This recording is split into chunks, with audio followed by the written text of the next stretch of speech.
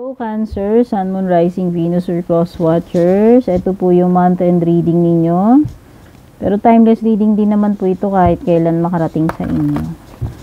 Yan. Maraming salamat, Cancer, bago ko man dito or matagal na sa patuloy na pagsuporta, pagsubaybay.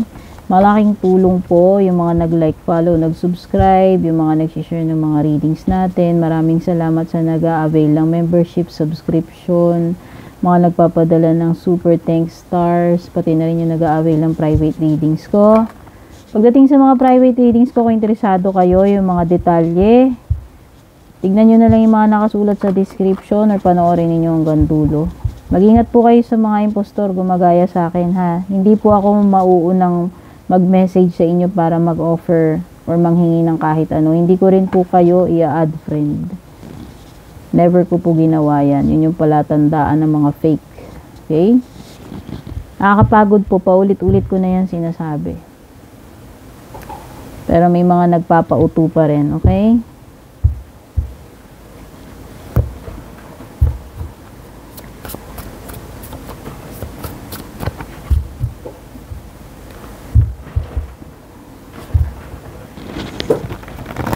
Make sure na pina-follow ninyo yung legit na page ko or channel ko. Okay. So, merong mga fire signs dito, Aries, Leo, Sagittarius. Pwede rin may mga air signs, Gemini, Libra, Aquarius.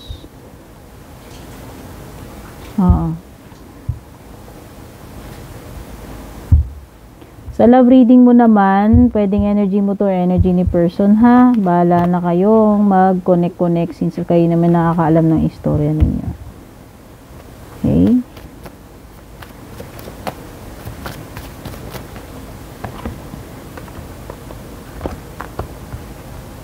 Hindi po ito tutugma sa lahat kasi general reading lang ito. Kaya wag masyadong mag-expect dito sa reading natin.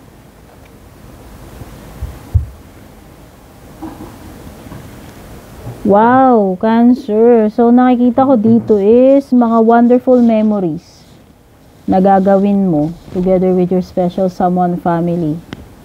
Ayan o. Pwedeng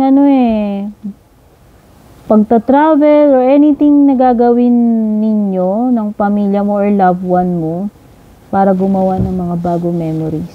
So, usually naman ganun, mga bonding, pagta-travel, yun naman yung madalas ginagawa. Basta, meron ditong mga wonderful moments na iti-treasure mo or ika-capture mo sa mga video, sa mga photos. Gagawa kayo ng memorable na mga ganap. Yan, kung ano man yung activities na yan. Itong katapusan o baka magta-travel kayo, i-enjoyin mo yung family mo, yung person mo. Nakikita ko may pag-asa pa, Cancer, kaya huwag ka mawalan ng pag-asa, ano man itong tinutukoy na to. Okay? May sumisilip na pag-asa ayon sa mga ulap, nakikita mo naman kung gaano kaganda yung kaliwanagan doon. So yan, there is hope. May senyales paparating sa iyo, palatandaan na may hindi pa huli ang lahat, no? Huwag kang mag-quit.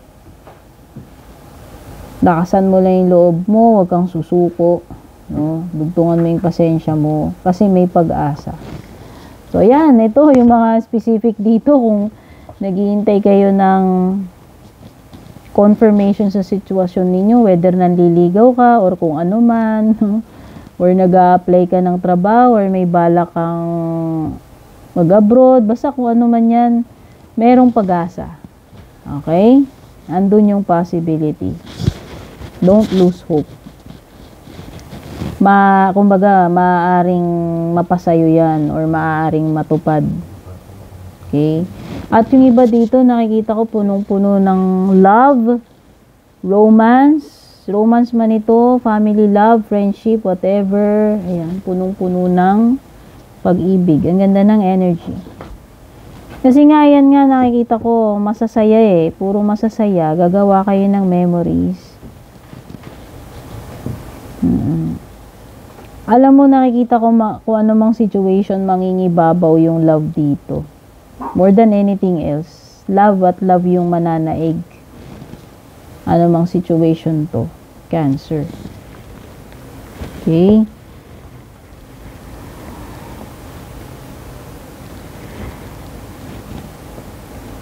Meron ditong travel short notice. Meron ditong something na mape-pressure, magmamadali, maghahabol. Mabilis na mabilis eh. Ayan o, 8 of Wands yan. Mabilis na mabilis yan. Malakas din yung energy ng pagta-travel dito. Pwedeng iba sa abroad pa nga. Ayan, may globe akong nakikita. Merong element dito ng abroad, long distance relationship, magkaibang culture, yan, pwedeng iba, baka may AFAM kayo, ka-LDR, whether kalahi natin yan or hindi, pero malakas yung energy dito ng nasa ibang lugar or nasa abroad. Oo. Nakikita ko rin, merong communication, emails, phone calls, whatever, may mga errands. Maraming movement with the 8 of Wands. Pagiging very active, pagiging very busy, catching up, nakikita ko, masyadong mabilis yung pacing dito. Kailangan kaya mong sumabay, kaya mong para hindi ka mapag-iwanan, alam mo yun. Yun na yung nakikita ko mga energies dito. So yan, pwedeng iba, ito ay sign ng panibagong project or panibagong assignment, trabaho, or magi-start ka na sa trabaho, mga ganun. Meron something about motorcycle. Mga iba dito mahilig yung magmotor. Yan. Rides, di ko alam. Motocross o ewan. Basta may mga something related sa motor. Pero pagta-travel more on pagta-travel. Yan, baka mahilig kayo mag-travel gamit ang motorsiklo.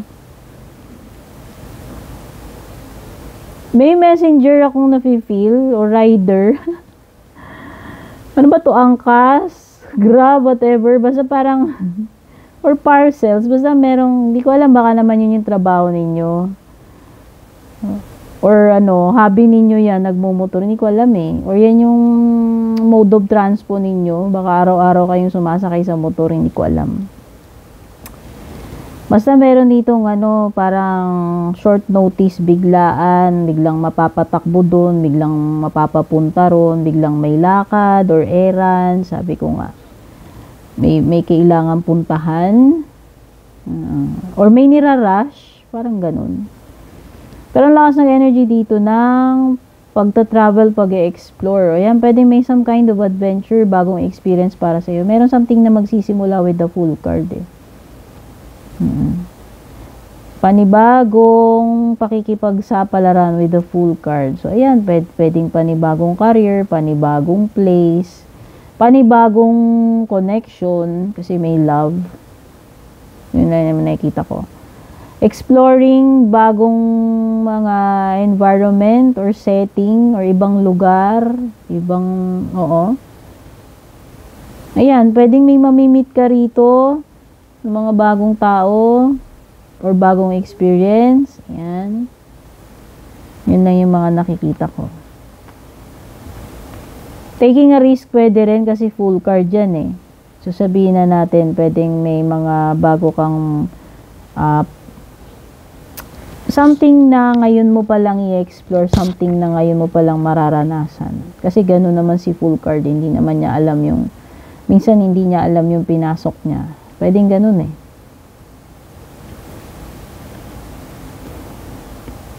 Don't expect too much na na matatanggap ka ng buong buo dito or lahat ay i-welcome ka or na-appreciate ka kasi may 6 of Wands reversed ka. Yun lang naman yung nakikita ko.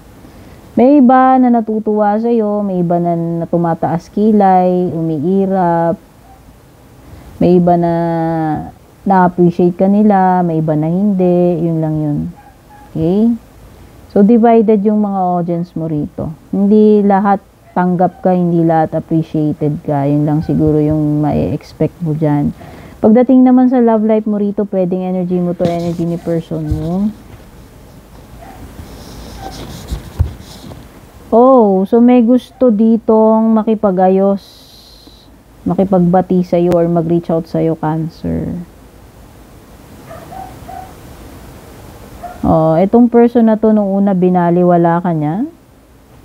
Pwedeng nagsinungaling siya, naging dishonest siya sa'yo, pero ang nakikita ko lang na energy dito, this person messed up, alam niya, and gusto niyang ayusin yung mga bagay-bagay sa inyong dalawa.